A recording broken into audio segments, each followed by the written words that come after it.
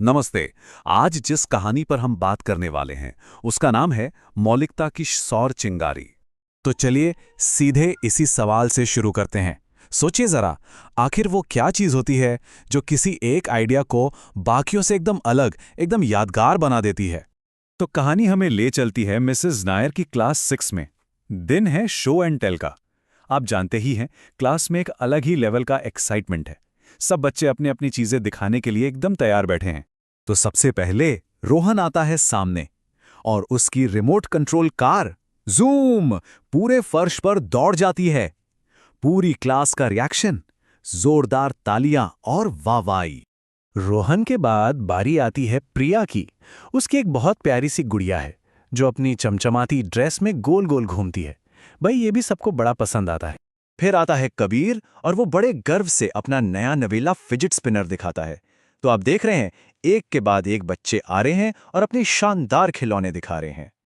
लेकिन धीरे धीरे ना कुछ बदल रहा था। हाँ, तालियां तो हर बार बज रही थीं, पर कमरे में मानो सब कुछ एक जैसा लगने लगा था। मतलब खिलौने तो अलग अलग थे, पर उन सब के पीछे का आइडिया वो तो एक ही था। सब बाजार से खरीदे हुए पॉपुलर खिलौने। ऐसा लग रहा था जैसे कमरा एक ही आइडिया के अलग अलग वर्जन से भर गया हो, और जो असल ओरिजिनलिटी थी वो कहीं गायब सी हो गई थी।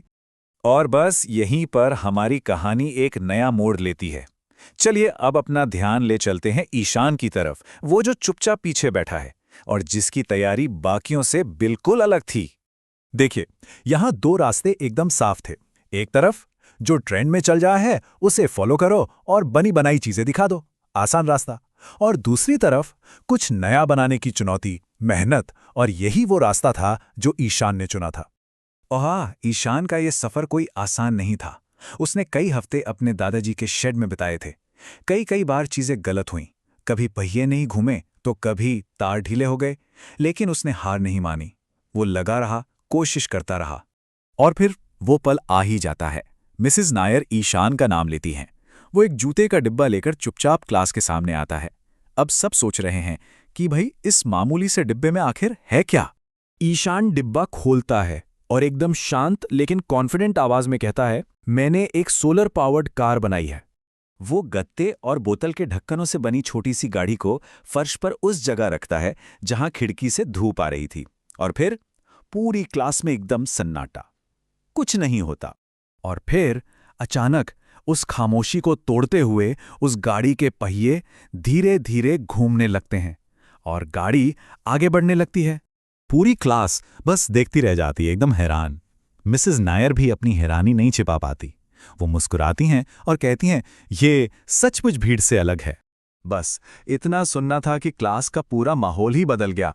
जो बच्चे अभी तक अपने अपने खिलौनों में लगे थे वो सब अब ईशान के पास जमा हो गए। सब उसकी बनाई हुई गाड़ी को देख रहे थे, इंस्पायर्ड और बहुत ज्यादा क्यूरियस। तो चलिए अब इस कहानी से थोड़ा आगे बढ़ते हैं और ये समझते हैं कि ये हमें ओरिजिनलिटी, हिम्मत और कॉन्फिडेंस के बारे में क्या सिखाती है। ईशान के काम ने इस कहावत को भीड़ से अलग दिखना एकदम सच कर दिखाया। मतलब उसने वो नहीं किया जो सब कर रहे थे। उसने अपनी मेहनत और अपनी सोच से कुछ ऐसा बनाया जिसने उसे सच में भीड़ से अलग खड़ा कर दिया। तो फिर इस कहानी का असली सबक क्या है? पहली बात, कुछ नया और ओरिजिनल बनाने के लिए हिम्मत और मेहनत दोनों लगती है। दूसरी बात, असली कॉन्फिडेंस चीजें खरीदने से नहीं बल्कि खुद कुछ बनाने से आता है। और सबसे जरूरी बात, भीड़ से अलग होने का मतलब सिर्फ अटेंशन पाना नहीं है। इसका मतलब है दुनिया के साथ कुछ ऐसा शेयर करना जो सच में पूरी तरह से आपका अपना हो। ये लाइन ईशान की उस फीलिंग को बहुत अच्छे से बताती है। उसे जो खुशी मिली वो लोगों की तारीफ से नहीं आई थी, वो खुशी अंदर से आई थी। इस बात से कि उसने कुछ ऐसा शेयर किया है जो पूरी तरह से उसका अपना है। तो अब सवाल ये उठता है, वो कौन सा अनोखा विचार है जिससे दुनिया के सामने लाने का साहस किया जाएगा।